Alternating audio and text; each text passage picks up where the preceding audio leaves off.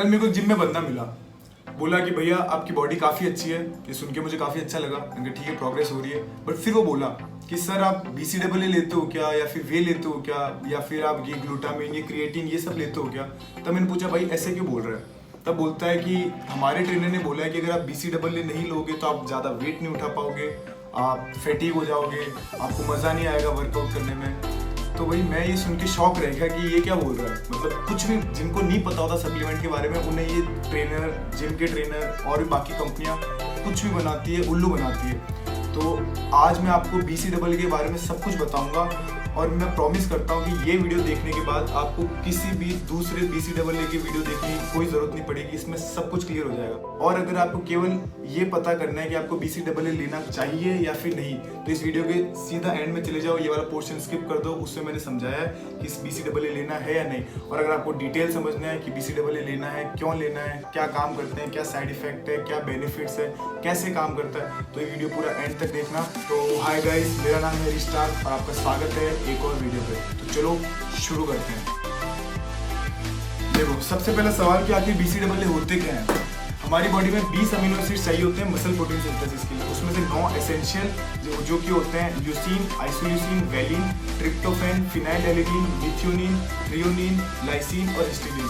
हम medical student को तो याद होते हैं। और 11 होते हैं नॉन एसेंशियल। अब देखो इसमें फ़र्क क्या होता है एसेंशियल और नॉन एसेंशियल में। एसेंशियल मतलब कि नाम में छुपा है, ये हमारी बॉडी के लिए एसेंशियल है। ये हमारी बॉडी खुद प्रोड्यूस नहीं कर सकती, हमारी बॉडी में अमीनो एसिड्स खुद नहीं बनते, तो हमें ये बाहर से लेने होते हैं। बाहर से कहाँ से, या तो डाइट से या फिर सप्लीमेंट से।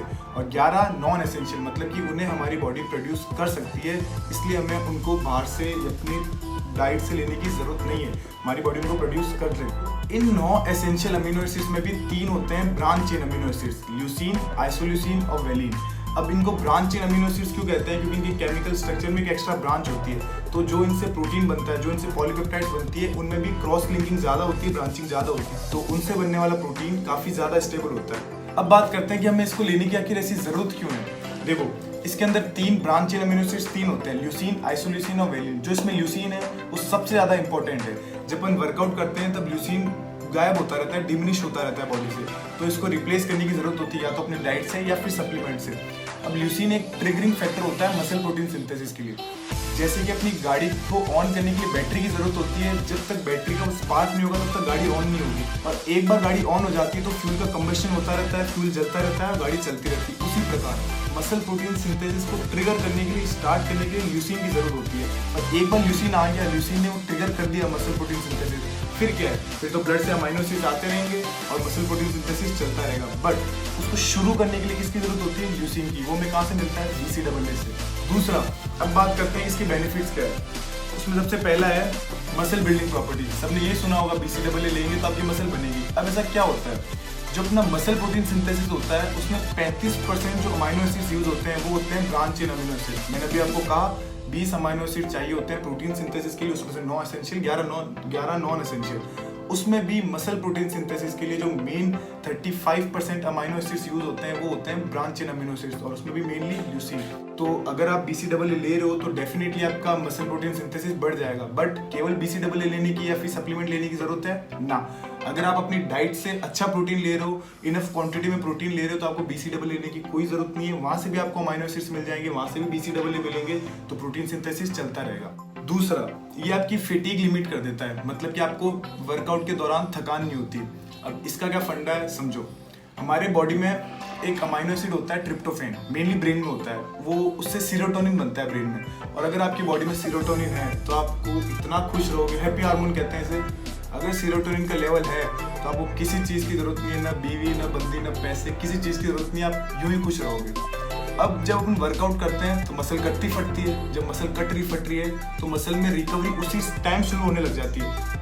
मैक्सिमम रिकवरी बाद में होती है जब अपन सोते हैं अगले 48 घंटों में, पर रिकवरी होना उसी समय शुरू हो जाता है, मसल प्रोटीन सिंथेसिस उसी समय शुरू हो जाता है। तो मसल क्या करती है, ब्लड से अमीनो एसिड ड्रेन करने लगती है, तो ट्रिप्टोफैन भी ड्रेन होने लगता है। एक बार वो ट्रिप्टोफैन ड्रेन होने लगता है तो ब्रेन में ट्रिप्टोफैन का लेवल कम होने लगता है, और अगर ट्रिप्टोफैन का लेवल कम होता है तो सेरोटोनिन कम होने लगता है। और अगर आप इस टाइम एक BCAA का सप्लीमेंट ले लोगे तो उससे क्या होगा, वो BCAA में जो 3 अमीनो एसिड्स है वो जाएंगे मसल प्रोटीन सिंथेसिस के लिए, ट्रिप्टोफैन का लेवल मेंटेन रहेगा, जिससे आपका सेरोटोनिन का लेवल एलिवेटेड रहेगा और आप में थकान नहीं होगी, आप ज्यादा लिफ्ट कर पाओगे, आपकी एफिकेसी बढ़ जाएगी। यही कारण है कि BCAA लेने से आपको थकान फील नहीं होती। क्यों?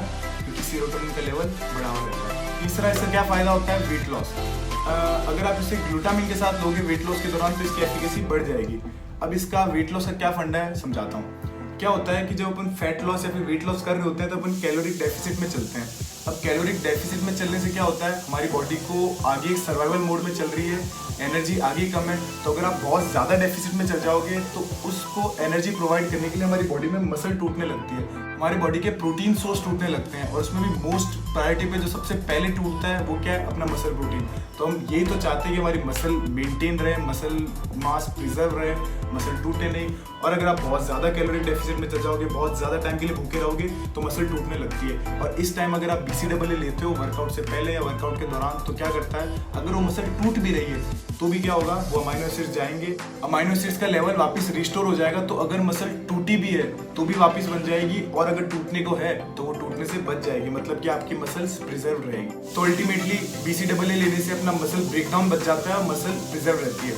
और चौथा है DOMS, सुना होगा, डिले ऑनसेट मसल सोरनेस। जब आप पुलअप करते हो तब आपके बाइसेप में दर्द होता है, जब आप बेंच प्रेस करते हो तब आपके फोरआर्म सोर हो जाते हैं, जब स्क्वाट्स करते हो, डेडलिफ्ट करते हो तो अगले दिन चला नहीं जाता, टांगे जाम हो जाती है। ये क्या होता है, मसल सोरनेस हो जाती है। तो अगर आप BCAA लोगे तो ये जो रिकवरी होती है, जो मसल रिकवरी का पीरियड होता है, ये फास्ट हो जाता है। तो आप अगले दिन वापस से फ्रेश फील करोगे, जो पंप आता है, जो सोर होता है, वो जल्दी रिकवर हो जाता है। तो अगर आप चाहते हो कि आपके अगले दिन वापस फोरआर्म, बाइसेप या फिर टांगे काम करते रहे तो BCAA कंसीडर कर सकते हो। इससे आपकी रिकवरी फास्ट हो जाएगी और वो DOMS कम हो जाएगी। तीसरा सवाल आता है कि क्या BCAA नेचुरल फूड्स में होते हैं या नहीं होते, और अगर होते भी हैं तो क्या इनफ क्वांटिटी में होते हैं कि हमें सप्लीमेंट लेने की जरूरत पड़े या फिर नहीं पड़े। देखो, आप जो भी खाते हो ना उस सब में प्रोटीन होता है। प्रोटीन है तो हम एसेंशियल अमीनो एसिड्स भी होंगे, नॉन एसेंशियल भी होंगे और उसमें BCAA भी होंगे। अब अगर आप नॉन वेजिटेरियन हो तो अगर आप अंडे खाते हो, चिकन खाते हो, टूना साल्मन मतलब कि मछली खा रहे हो, मीट खा रहे हो, इन सब से आपको एनिमल बेस्ड प्रोटीन मिलता है, मतलब एनिमल सोर्स प्रोटीन मिलता है। ये प्रोटीन काफ़ी क्वालिटी में अच्छा माना जाता है। क्यों? क्योंकि इसमें BCAA ज़्यादा होते हैं। वहीं अगर हम जैसे वेजिटेरियन की बात करें तो हमें भी कुछ सोर्स है जिनमें BCAA ज़्यादा होता है, जैसे कि बादाम, मूंगफली, पनीर और सोयाबीन। इनमें भी BCAA की क्वांटिटी काफ़ी ज़्यादा है, बट नॉन वेजिटेरियन के कंपैरिजन में काफ़ी कम। और जो प्लांट बेस्ड प्रोटीन होते हैं उनमें उनकी प्रोटीन की क्वालिटी काफ़ी कम होती है, क्योंकि उन्हें BCAA का लेवल काफ़ी कम होता है। अगला सवाल कि हम BCAA की टैबलेट्स लेवें या फिर इसको पाउडर की फॉर्म में लेवें। और ये सवाल उस बंदे ने भी पूछा था कल मेरे को, जो मेरे को जिम में मिला था, कि भैया अगर मैं BCAA लूँ तो मैं उसकी टैबलेट्स लूँ या फिर पाउडर लूँ। अब देखो, दोनों लगभग सेम चीज़ है। पाउडर में भी BCAA है और टैबलेट्स में भी BCAA है। अब इनमें फ़र्क क्या है, थोड़ी सी जो गोलियां आती है, मतलब कि जो टैबलेट्स आती है, कैप्सूल्स आती है, वो सस्ती होती है। पाउडर थोड़ा सा महंगा होता है क्योंकि पाउडर की फॉर्म में। अब आप कैप्सूल का क्या फ़ायदा है, आप उसको हर जगह कैरी कर सकते हो, आपकी जब मर्जी तब आप 1-2 कैप्सूल ले सकते हो, बट उनको एब्जॉर्ब होने में थोड़ा टाइम लगे। वहीं पाउडर की फॉर्म में तो जल्दी एब्जॉर्ब होगा, BCAA का जल्दी स्पाइक होगा और जल्दी से इफेक्ट होगा। एक और फायदा है, जब अपन गर्मी में वर्कआउट करते हैं या फिर वो लोग जो पानी कम पीते हैं, जैसे कि मेरे को BCAA इसलिए नहीं लेता कि मेरे को BCAA मिलते हैं। BCAA का जो फ्लेवर होता है वो मेरे को काफ़ी पसंद है, तो अपन इसको 1 लीटर पानी के साथ पीते हैं। तो जब आप वर्कआउट के दौरान BCAA लोगे तो इसके कारण आपको 1 लीटर पानी और पी जाते हो। क्यों? क्योंकि आपको फ्लेवर अच्छा लगता है। तो मैं तो ये बोलूँगा कि आप BCAA पाउडर वाला कंसिडर करो। मैं ये नहीं लेता, मैंने पहले लेता था और मैंने छोड़ दिया, बट मैं यही बोलूँगा कि आप ये पाउडर वाले फॉर्म कंसिडर करो, क्योंकि इसमें फ्लेवर होता है, उस कारण आप 1-1.5 लीटर पानी एक्स्ट्रा पी जाते हो। और अगर आप पानी ज़्यादा पियोगे तो आप हाइड्रेटेड रहोगे, आप में पंप अच्छा आएगा और आपका वर्कआउट स्किप करने का कभी मन नहीं करेगा। तो अगेन, जो आपको अच्छा लगे, जो आपके लिए कन्वीनियंट है, भले वो कैप्सूल्स हो या फिर पाउडर हो, आप उसे कंसीडर कर सकते हो। अगला सवाल उस बंदे ने पूछा कि भैया अगर मैं BCAA लूँ तो किस ब्रांड का लूँ। देखो, मैं किसी ब्रांड को प्रमोट नहीं करता, बट मैंने ये लिया था बिग मसल न्यूट्रिशन का। इसमें है ट्रॉपिकल मैडनेस फ्लेवर है, काफ़ी अच्छा फ्लेवर है, मतलब ऐसा लग रहा है आप शिकंजी या फिर नींबू पानी पी लो। तो आप इसका ऑप्टिमम न्यूट्रिशन या फिर मसल ब्लेस, इन तीनों मतलब कोई भी कंपनी का ले सकते हो। सब में 5 ग्राम BCAA मिलेगा आपको एक स्कूप में। 2:1 का रेशियो होगा, 2 ग्राम ल्यूसीन, 1 आइसोल्यूसिन और 1 वैलिन। तो आप किसी भी ब्रांड का ले सकते हो। अब बात करते हैं कि BCAA के कोई साइड इफेक्ट्स होते हैं या नहीं होते। देखो, कईयों को ये लगता है कि अगर आप BCAA लोगे तो आपका वेट गेन हो जाएगा, मुझे नहीं पता ये मिथ कहाँ से चली आ रही है, बट उनको ये यहाँ से आया कहीं फंडा कि जब आप BCAA लेते हो तो आपका इंसुलिन स्पाइक होता है, और अगर इंसुलिन स्पाइक होगा तो वेट गेन होगा। अब देखो ये चीज़ मैं समझाता हूँ।